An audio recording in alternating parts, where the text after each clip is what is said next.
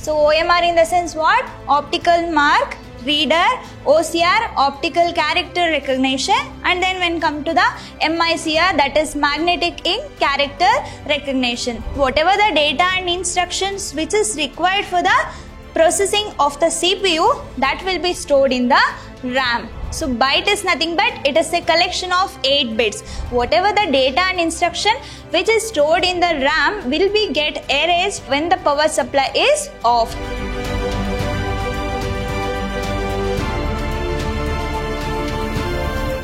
Hello everyone, welcome to the session 3 on input, output and memory devices.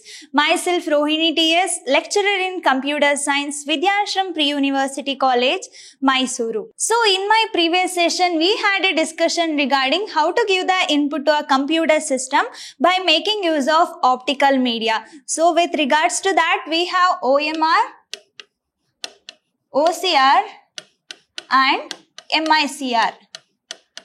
So OMR in the sense what? Optical mark reader, OCR optical character recognition, and then when come to the MICR, that is magnetic ink character recognition. So by making use of all these three, so we can also give the data or input to the computer system. So when it comes to the output devices, so the output devices are mainly used to display the output to the users. Okay, so that has to display the output to the user.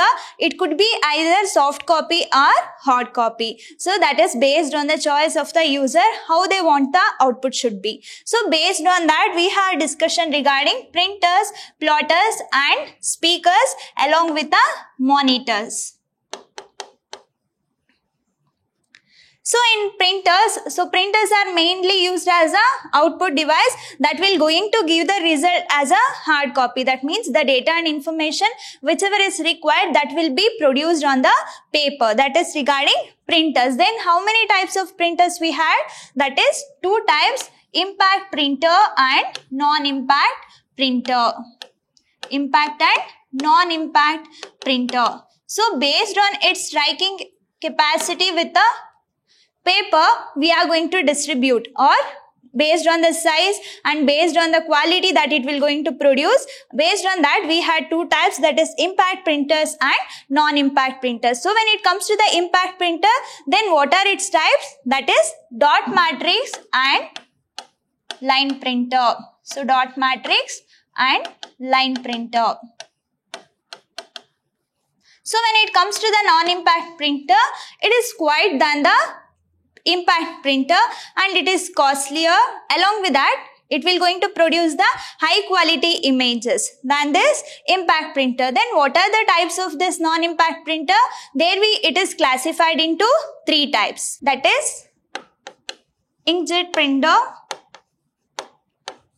laser printer, and then we have thermal printer. So these are the 3 types of non-impact printer. Then when it comes to the plotter, plotters are similar to printers. Why? Because it is also produces the output as a hard copy. But these plotters are mainly used to produce sharpen images and that will be in the lot size. So mainly used in the engineering purpose and for CAD and CAM, there we are going to use this plotters. So when it comes to the speakers, it will going to produce the voice. So it will going to produce the output as a voice. So there we had a discussion regarding speakers. And when it comes to the monitors, so monitors will going to produce a soft copy. So that is the data and information which is available to the users which is on the screen. So that will be in the temporary format. So that is regarding monitors, and it is also known as VDU, Visual Display Unit. And we have 4 types of monitor, that is CRT monitors were there and LCD monitors were there, LED, and then we have TFT, that is thin film transistor. So these were the types of a monitor. So this is what we have discussed in the previous session. So in my today's session, I will be discussing computer memory. So what is this computer memory? Why we require all these things? So we'll see now. So when it comes to the computer memory, so we all know that the components of a computer. So can you just recall what are all the components of a computer we have? So that is, we have input unit. After that, the data whichever will going to accept with the help of this input unit must be produced to the CPU. That is nothing but central processing unit. So whatever the calculation is part is there, that will going to take place in the CPU. So based on the requirement of user, then it will going to perform. So once the processing is done, then what must be the next step? It has to store the data and information before it is produced as a output. So then where we are going to store? That is in the computer memory. So for that purpose, we require this computer memory. So once the processing is done, then data and information must be stored in some place. That place is nothing but computer memory. Or else, once the computer has taken its input by making use of the input devices, then it has to be stored in the memory before it is transmitted to the processing. So for that purpose also we require this storage space. That storage space is nothing but computer memory. Then how this computer memory will be classified, we'll see now. So when it comes to the computer memory, we require to store the data and information which is required for the further processing, or else once it comes from the input devices, it has to be stored in the memory. So then only we can access the data and information which is required for the processing. Once the processing is done, it has to be stored in the computer memory until it reaches to the output devices. Right? So when it comes to the memory, it is a storing device. So there we are going to store the programs, information, data which is taken from the user until it will going to produce its information. So which is required by the CPU. So once you have to understand that, if I want to execute any data and information, then it has to be in the computer memory. Then only I can access the data and information.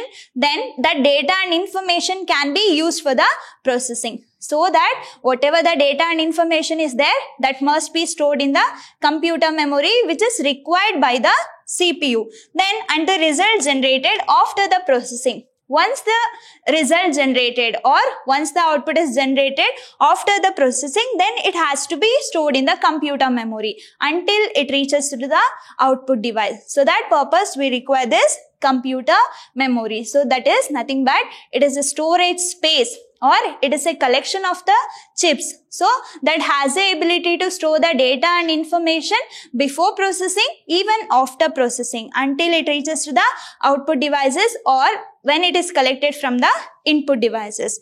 Then the storage will going to help us to store the data and information which is required further. Then how the computer memory is classified, then what are the types we have? So we'll see now. So if you look into this image, there we have two types of computer memory. So what are the two types of computer memory we have? That is primary memory and secondary memory. So based on its ability and its characteristics, we are going to divide or we are going to classify the computer memory into two types, that is primary memory and secondary memory. So when it comes to the primary memory, so what is this primary memory? Why we require this primary memory and how it will be classified? So when it comes to the primary memory, here we have two types, that is RAM and ROM. So RAM is nothing but random access memory. So RAM is nothing but random access memory.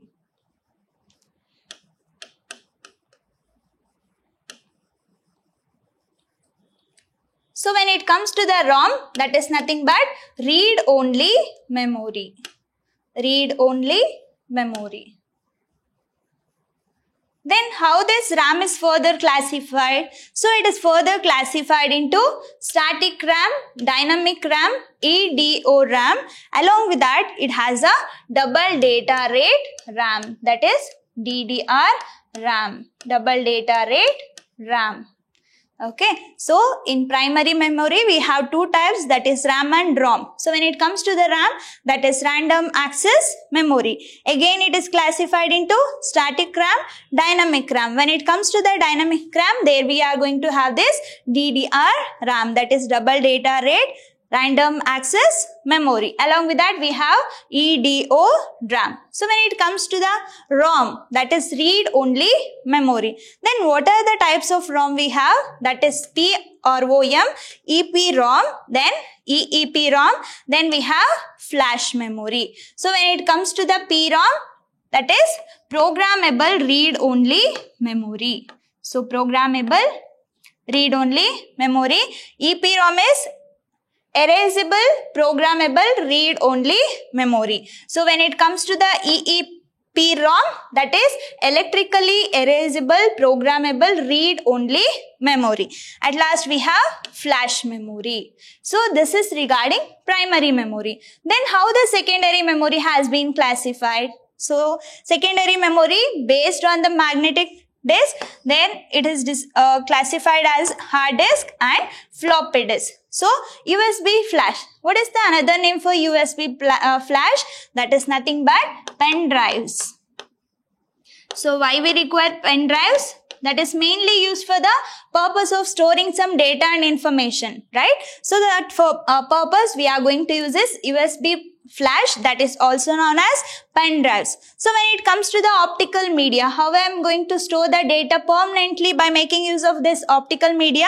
That is with the help of this CD-ROM, DVD-ROM and BD-ROM. So this is how the computer memory has been classified. Primary memory is there and secondary memory is there. So when it comes to the primary memory, RAM and ROM. So in RAM we have static RAM, dynamic RAM, EDO RAM and double data rate RAM. So in ROM we have 4 types: PROM, EPROM, EEPROM, and then we have flash memory. So when it comes to the secondary memory, so here you can see that based on the magnetic disk, we are going to divide it into 2 parts, that is hard disk and floppy disk.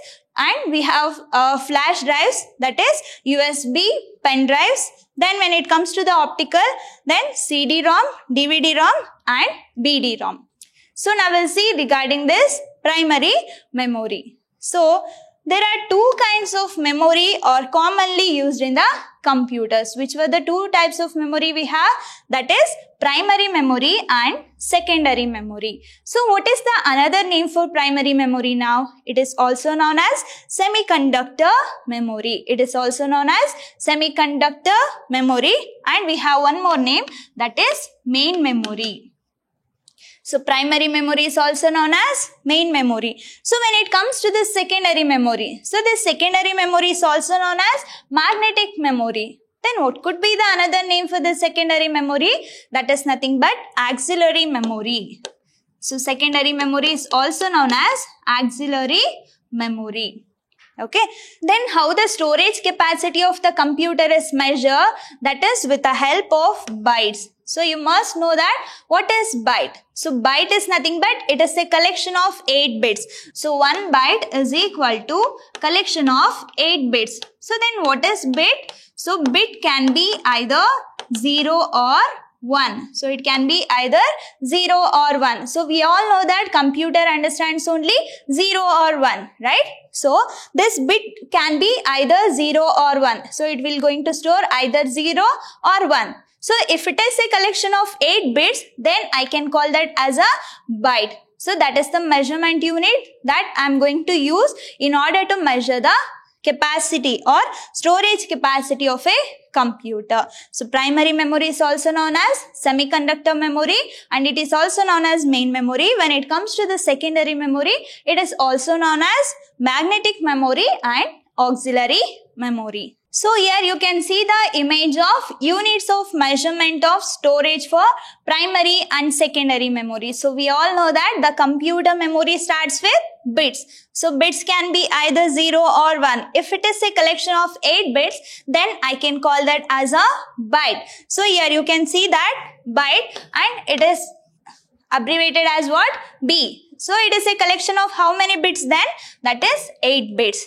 So if I ask you, your phone internet has 1 GB. So then what is the equivalent of 1 GB? At the time you are supposed to say, you are going to say that it is equal to 1000 MB. But that is the wrong thing. It is not 1000 MB, it is 1024 MB. MB is nothing but megabits. So we'll see now. So after the byte, we have kilobyte. So kilobyte is represented as what?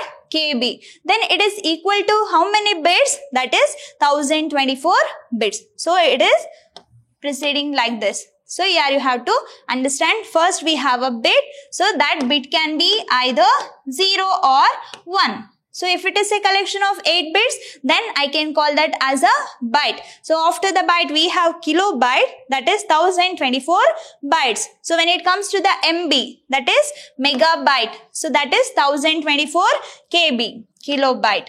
So next we have gigabyte, that is GB, that is equal to 1024 MB. Then terabyte is there. Terabyte is nothing but what? It is a collection of 1024 GB.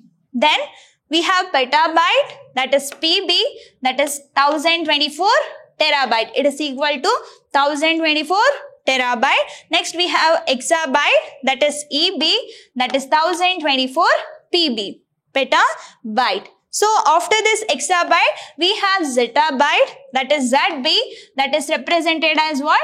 1024 EB, exabyte. Then we have etabyte, that is YB 1024 ZB. After this yottabyte, we have one more measurement. Let me know in the comment section. This is how the units of measurement has been takes place in primary memory and secondary memory. So byte, kilobyte, and then we have megabyte, gigabyte, terabyte, petabyte, then exabyte, zettabyte and yottabyte. So these are the measurements of units of measurement for the memory representation. So now we'll see regarding this primary memory. So as I discussed earlier, so primary memory is also known as main memory of the computer system. Main memory of a computer system. So then what it will going to store? It will going to store the data and information which is required instantly for the processing. So I have an input unit. With the help of that input unit, we are going to give some data and information for the processing, right?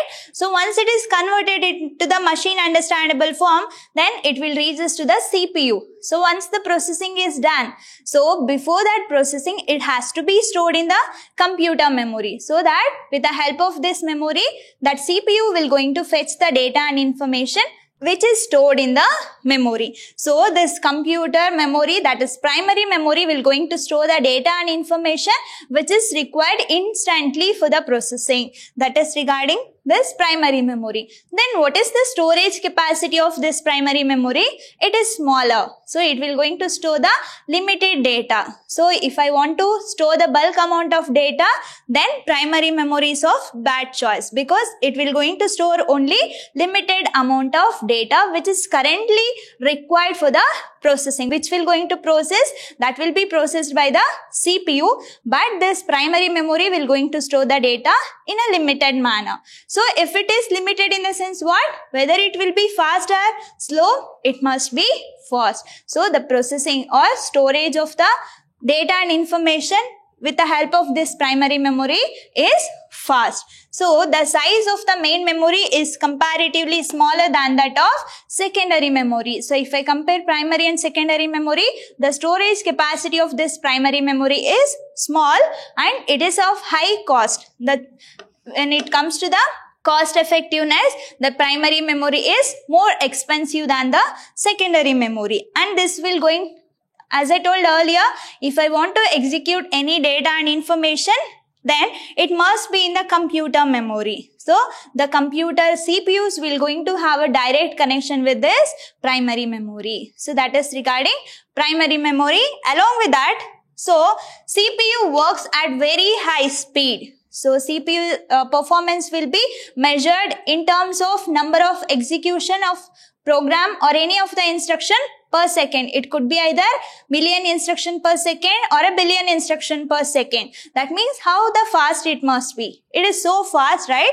So it will going to match the memory, must be very fast. So if I want to fetch the data and information from the memory, then it has to be fast for the faster processing. Then which will going to make that match?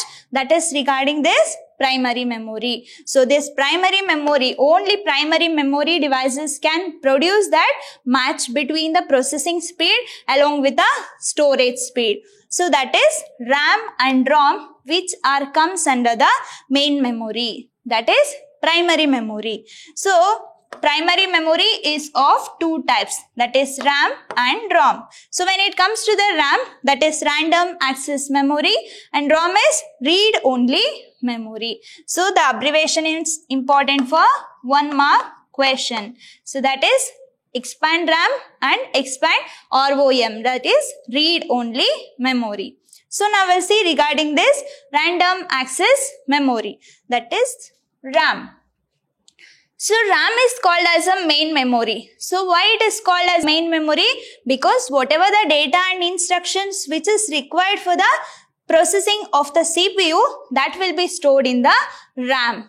So RAM is also called as the main memory of a computer because this is a main store and is the place where the program gets stored temporarily. So because if I want to execute some data and information, then it has to be in the memory. So only limited data can be stored for the processing of the data and information. That data and information will be stored in the RAM so that it will be known as a main memory of a computer system. So when the CPU runs a program, it fetches the program instruction from the RAM and carries them out. So as I discussed, whatever the data and instruction which is resides in the memory, then CPU will going to fetch the data and information from the RAM and it will going to process, that is required, which is currently being required by the CPU for processing. That storage space will be available with the help of this RAM. So as the name indicates, RAM is nothing but random access memory. So we have certain memory and we have several address for each memory block, right?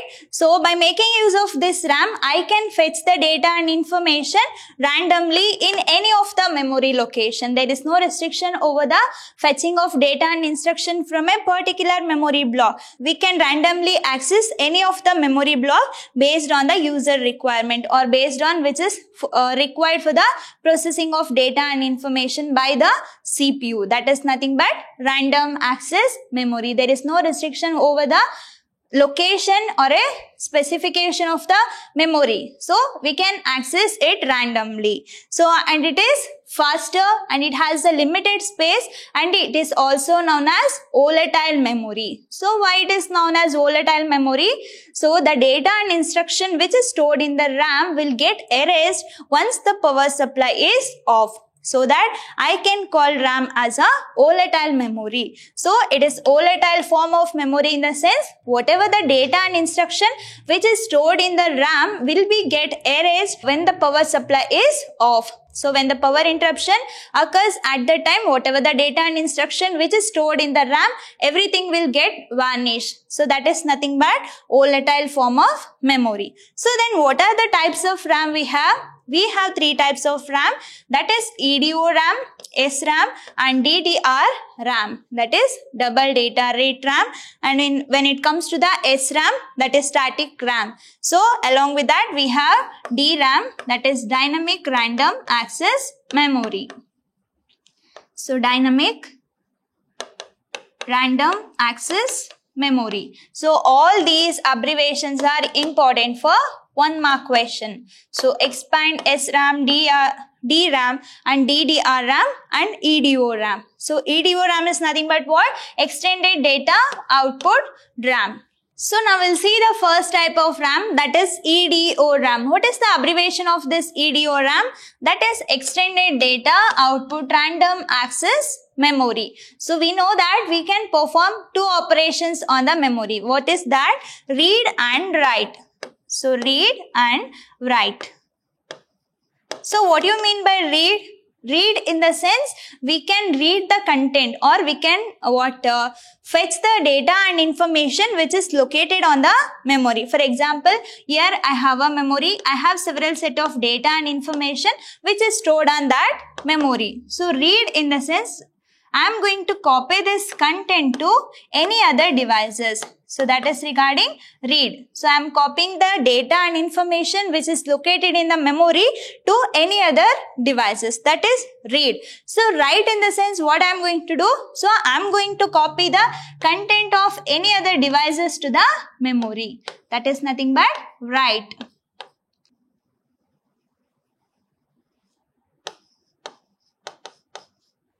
For example, I have some data and information from the input device that will be copied to the memory. That is known as write. So, by making use of this read operation, whatever the content and data and information is located in the memory, that will be copied to any other devices. That is nothing but read and write. So, why I am saying all this read and write operation?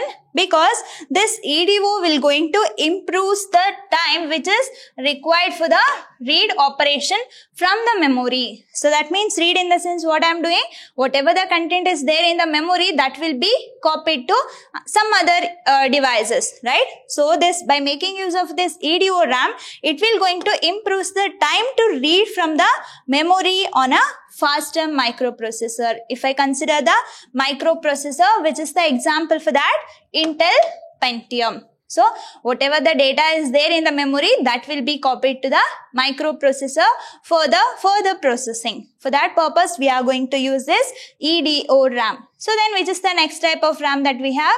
That is static random access memory. So, static random access memory.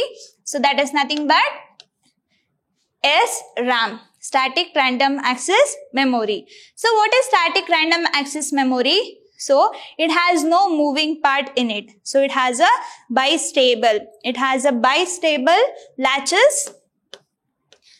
circuitry in order to store the each bit. So each bit depicts the size of a memory. So each bit depicts is the size of a memory, the capacity of a storage media in order to store the data and information.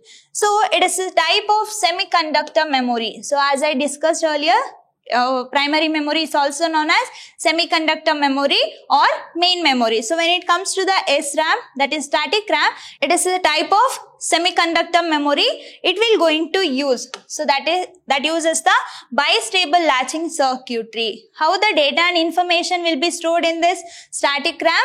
That is when the power supply is on. Only when the power supply is on that time only it will going to store the data and information. When the power supply goes off, it will also erase the content which is stored in this static RAM. But that is not in the case of dynamic RAM. That is also known as DRAM.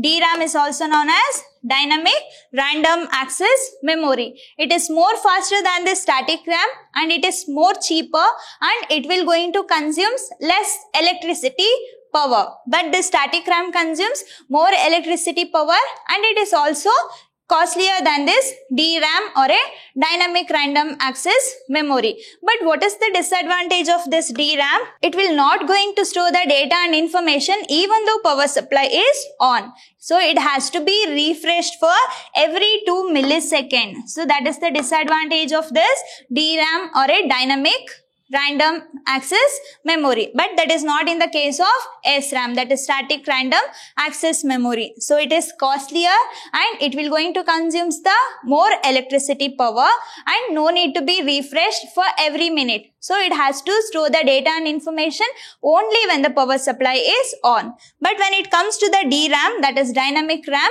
so it is inexpensive and it will going to consume less electricity power, but it has to be refreshed for every 2 milliseconds. So then only it will going to store the data and information. That is regarding this DRAM. So DRAM, that is dynamic random access memory, which stores bits in cells consisting of a capacitors and the transistor. But this SRAM does not have the periodically refreshed. So as I discussed, so DRAM has to be refreshed for every 2 milliseconds, but that is not in the case of SRAM. So what is the next type of RAM? That is DDR RAM, that is double data rate random access memory. So it is completely abbreviated as or stands as double data rate synchronous dynamic random access memory.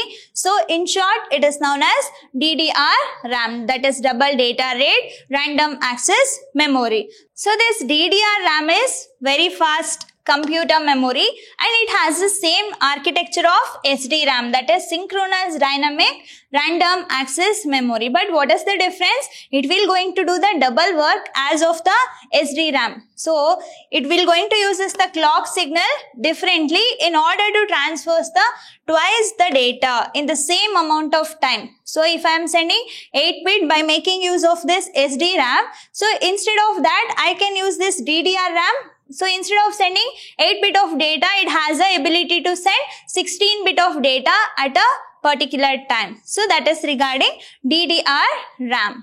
So it's all about RAM, that is comes under the primary memory, random access memory. Then what is the next type of primary memory? That is ROM, read-only memory. So read-only memory is nothing but ROM. It stands for read-only memory. So when it comes to the ROM, we can perform only read operation. But when it comes to the RAM, we can perform either read or write. So as I discussed earlier, we know what you mean by read operation and what you mean by write operation. But when it comes to the ROM, here we can only perform the read operation. So read operation only can be performed and we can read the content and information which resides on the ROM. How the computer will get to know what to do and what are the instruction needs to be processed, and it will going to check whether the all hardware components are functioning properly or not, whether all the input devices are connected properly or not, whether operating system is working properly or not. How does it will get to know? That is with the help of this ROM. So ROM will going to store all the data and instruction which is required for the computer processing. Whatever the data and instruction which is needs to be loaded when the computer is turned on. So once we are turning on the computer system, once we are switching on the computer system, all the instruction and data, everything will be loaded into the memory by making use of this ROM. So I can call that as a booting. So booting is nothing but it will going to bring the operating system into the main memory. Then only we can get to know that yes, all the hardware components are functioning properly, and everything will be get to know with the help of this read-only memory. So that is the usage of ROM.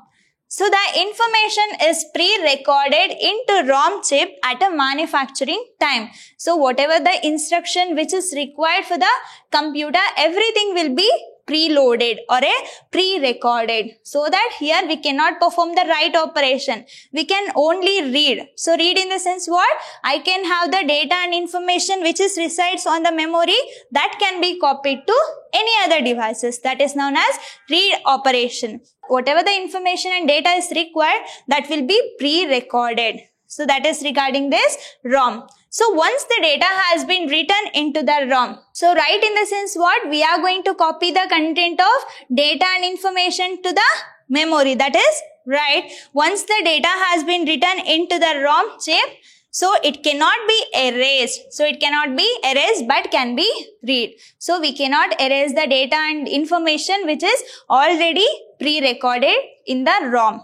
So when we switch off the computer system, that means when the power supply goes off, at that time whatever the content is there in the ROM will not get erased. So if it is not get erased, then what we can call for this? It is non-volatile in nature. So that is nothing but what? Non-volatile in nature. So non-volatile in the sense what? Whatever the data and information which is stored in the memory will not get erased even the power supply goes off. That is non-volatile in nature. It will going to store the data and information in a permanent manner. It will going to store the data and information in a permanent manner. That is regarding ROM. So ROM is non-volatile memory and it stores the critical program. So critical program in the sense operating system. It will going to store the operating system in it and it will be loading that operating system when the computer is turned on or power on. So that is known as booting. So that will going to boot the computer. Whatever the content is there in the operating system, that will be copied to the main memory with the help of this ROM. Then what are the types of ROM we have? We have 4 types, that is PROM, EPROM, EEPROM. Along with that, we have a flash memory. Flash memory. So when it comes to the PROM, that is programmable read-only memory. Next we have EPROM, that is erasable programmable read-only memory. Next EEPROM, electrically erasable programmable read-only memory. Then we have flash memory. So now we'll see the first type of ROM, that is programmable read-only memory. It stands as programmable read-only memory. So it is a memory on which data can be written only once. So what is written here? I can copy the data and information which is required for the computer to the memory. So that is to the ROM. So the data and information will be written to the ROM only once, but it can be read as many times we require. So the variation of PROM chip is that it will not burnt. It will not burnt in the sense what? We are not going to write the programs as we require. So it will be only stored at the time of its manufacturing time, but can be programmed using the PROM programmer or a PROM burner. So once it is done with its manufacture, we can write the information and instruction which is required. So but it will be done only once, but read operation can be takes place as many times we require. So next we have erasable programmable read-only memory. It stands as what? EPROM. That is erasable programmable read-only memory. So the information can be erased and reprogrammed using a special PROM programmer. So in PROM, there we are going to store the data and instruction. That means we are going to write the information or instruction only once. So when it comes to the erasable programmable read-only memory, so here we can rewrite. So we can rewrite the data and information. So the information can be erased and can be reprogrammed using a PROM programmer. But that is not in the case of PROM. So let me consider here we have a PROM and EPROM. So in programmable read-only memory, so at the time of its manufacturing, we are going to write the data and it cannot be erased further, but it can be read as many as time we require. But when it comes to the erasable programmable read-only memory, so we can rewrite the data or we can reprogram it. So that how it will going to happen? So we can also give this ultraviolet rays. So or UV rays in order to erase the content of this EPROM. So whatever the data is there in this EPROM, that can be erased and that can be rewritable or that can be reprogrammed by making use of this ultraviolet light. So by giving that UV rays, by exposing this EPROM to the UV rays, whatever the content is there or instruction is there, that can be erased. But that is not in the case of PROM. So by making use of this erasable programmable read-only memory, by exposing this to the UV rays, it can be erased and it can be reprogrammed. So what is the disadvantage of this EPROM? So if I am exposing this EPROM to the UV rays, at the time we are supposed to remove this IC chip, that is integrated circuit chip has to be removed. Then we have to expose that into the UV rays. But when it comes to the electrically erasable programmable read-only memory, so it is also equivalent to the EPROM. So here we are going to remove the IC chip. But when we are working with this EEPROM, at that time no need to remove that IC chips. So no need to remove that integrated circuits. So along with that circuit only, we can expose it to the UV rays. So this is equivalent to EPROM but does not require ultraviolet light to erase its content. So it just can be erased by exposing it to an electrical charge. So instead of exposing this EPROM or EEPROM to the UV rays, I can directly expose it to the electrical charge. So whatever the data and content is there, everything will get erased. So without feeding into the UV rays, and no need to remove this IC chips when we are exposing this to the electrical charges. So when it comes to the flash memory, so flash memory is nothing but it is a non-volatile memory. It will going to store the data and instruction even though power supply is off. So that is regarding flash memory. So next now we'll see what are the differences we have between the RAM and ROM. So we know what you mean by RAM and what is ROM. What are the classification of RAM and ROM has been takes place. So now we'll see the difference between RAM and ROM, and it is also important question. So what are the difference between RAM and ROM? So when it comes to the abbreviation, RAM stands for Random Access Memory. So when it comes to the abbreviation of ROM, it is nothing but Read Only Memory, right? So RAM allows the computer to read the data quickly to run the application. So what are the operations that I can perform by making use of this RAM? That is reading and writing. Both the operation can be takes place. That is reading and writing both can be takes place by making use of this RAM. But that is not in the case of ROM. Here we can only perform read operation. So it allows only reading. So RAM stores the program which is required to initially boot the computer. So initially boot the computer in the sense when I'm turning on the computer system, at that time whatever the necessary data and instruction is required, that will be loaded to the memory by making use of this ROM. When it comes to the RAM, it will going to store the data and information which is required for the processing, which is required at the time of its processing. That is regarding RAM and ROM. So RAM is volatile in nature. What is this volatile in nature? Volatile in the sense whatever the data and instruction which is stored in the RAM, everything will get erased or vanished when power supply goes off or any power interruption occurs. At that time the data and instruction which is stored in the RAM everything will get vanished. So that I can call that as a volatile. So that is its contents are lost when the device is powered off. So what about this ROM? That is non-volatile in nature. So non-volatile in the sense what?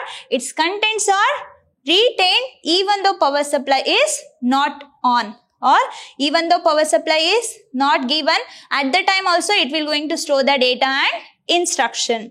So there are two mainly types of RAM, that is static RAM and dynamic RAM, SRAM and DRAM. When it comes to the types of ROM, there we have PROM, programmable read-only memory. Then we have EPROM, erasable programmable read-only memory. Then we have EEPROM, that is electrically erasable programmable read-only memory. So these are the difference between RAM and ROM, and it is also important for your examination. So this is all about primary memory. So in my next session, I am going to continue with the computer memory. So the next type is secondary memory. Secondary memory. So I will be discussing regarding the secondary memory in my next session. So it's all about today's session. I hope you all understood with primary memory along with the RAM and ROM and its classification along with feature. I'm going to meet you in the next session. Until that, keep learning, keep on growing. Thank you.